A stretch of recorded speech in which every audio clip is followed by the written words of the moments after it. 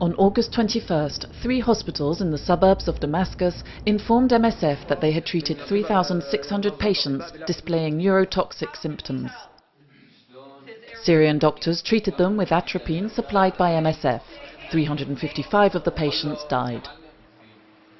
The patients who arrived in considerable numbers at the 3 facilities we support all displayed the same neurotoxic symptoms: vomiting, respiratory distress, and blurred vision. Some patients were paralyzed and died immediately. MSF's statement received extensive coverage and was on occasion misreported. These cases reported by the Syrian doctors cannot substitute for an investigation by UN experts. It is the investigation and its findings that will determine if a chemical weapon was used or not. The Syrian doctors are also unable to say who is behind the attacks.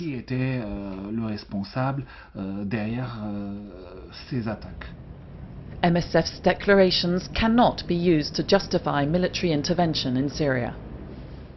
The population has been exposed to extreme levels of violence for over 2 years now, and this influx of patients displaying neurotoxic symptoms compounds an already catastrophic humanitarian situation. Population displacements, the destruction of health facilities and the obstruction of humanitarian aid only add to the suffering of the Syrian people.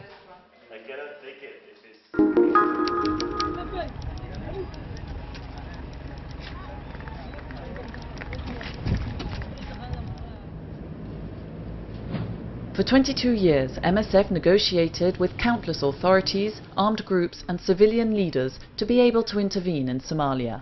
But these same authorities have tolerated or even participated in 2 recent events that triggered MSF's decision to withdraw from the country: the assassination of 2 of the NGO's staff in Mogadishu at the end of 2011 and the kidnapping of another 2 members who were freed summer 2013 after 21 months of captivity.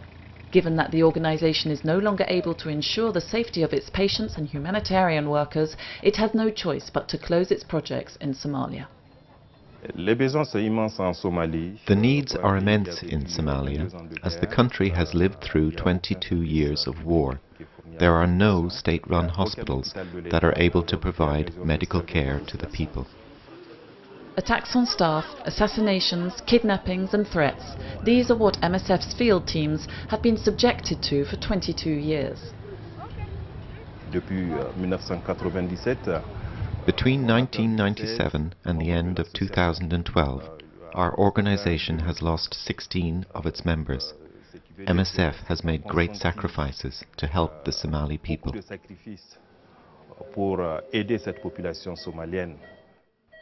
If and when conditions allow, MSF may return to the country. In the meantime, the organisation will continue its work with those who have fled from Somalia to Ethiopia and Kenya in order to survive.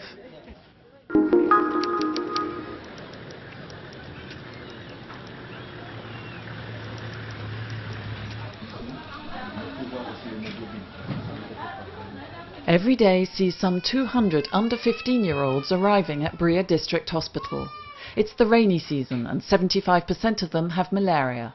The others need medical assistance for respiratory tract infections, diarrhea and malnutrition. In this forsaken region, most health facilities no longer function.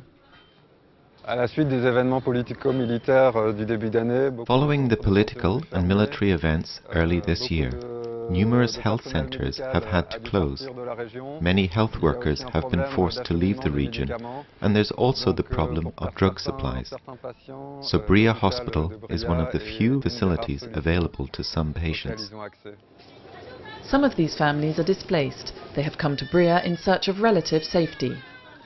Others have sought refuge in the bush after leaving their homes to escape from armed groups.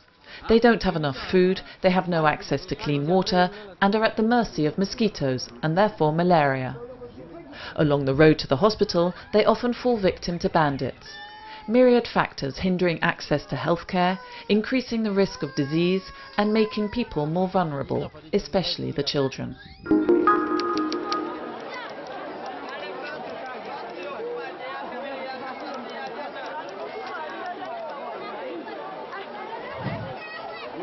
We're in Bubakwanga transit camp, close to the border with the Democratic Republic of Congo.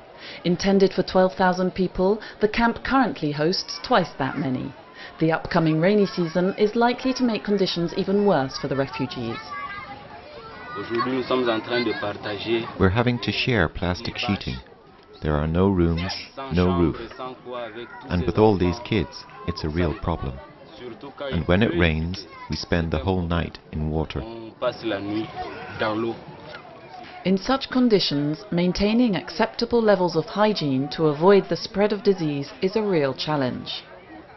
MSF teams handle the provision of clean water and construction of latrines. MSF also provides healthcare to mothers and children, vaccinations and treatment for malnutrition. Every day, some 300 people come to the health facility seeking medical assistance, usually for respiratory tract infections, malaria or diarrhea.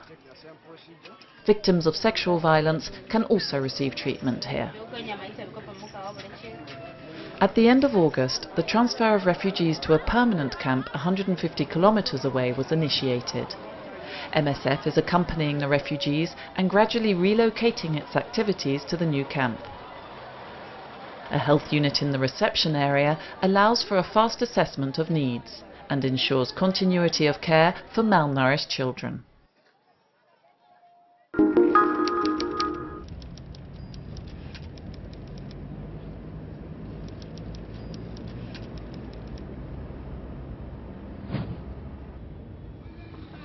Since the beginning of the year, MSF has treated 128 victims of sexual violence at its hospital in Port-au-Prince.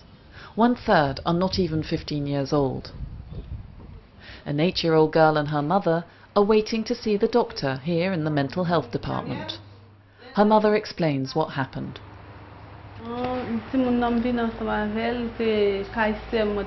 Yesterday, I sent my daughter to my sister's for the day.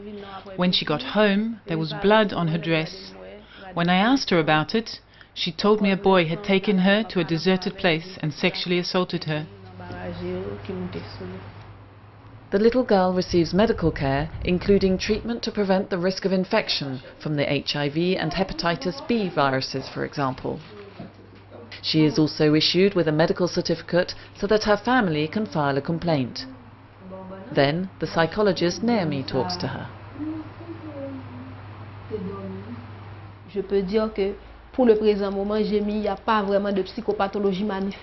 I can say that for the time being there are no perceptible psychological repercussions.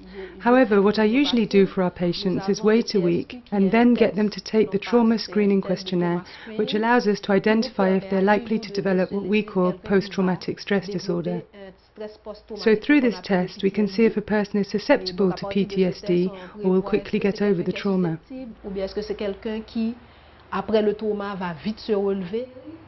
The shame experienced by rape victims and the lack of information on treatment often result in a delay in receiving appropriate care.